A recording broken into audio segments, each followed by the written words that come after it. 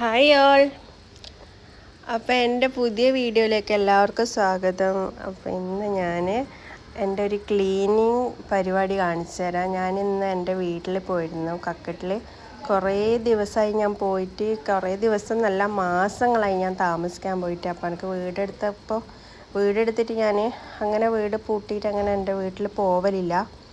പിന്നെ ഞാൻ പോയി. അപ്പോൾ ഉമ്മ എന്നെ ഭയങ്കര സ്നേഹത്തോടെ എന്നെ അവിടെ എന്താ പറയുക സ്വാഗതം ചെയ്ത്. അപ്പോൾ പിറ്റേ ദിവസമായപ്പോൾ എന്നോട് പറഞ്ഞ് വേഗം അടിച്ച് വാരി തുടച്ച് നല്ല വൃത്തിയിലാക്കിക്കോ, പിന്നെ വെറുതെ ഇരുന്നാൽ വെറുതെ ബോറടിക്കുമെന്ന് പറഞ്ഞിട്ട് ഞാൻ വേഗം അടിച്ച് വാരി തുടച്ച്. അപ്പം ഞാൻ വിചാരിച്ച് പിന്നെ പാവമല്ലേ, ഇവിടെ ഒറ്റയ്ക്ക് ഇരിക്കുന്നല്ല. അപ്പം ഞാൻ വേഗം അടിച്ച് വാരി രാവിലെ തന്നെ മിറ്റടിച്ച് കൊടുത്തിന്. മിറ്റടിച്ചിട്ട് വേഗം തന്നെ അടിച്ച് വാരി തുടച്ച്.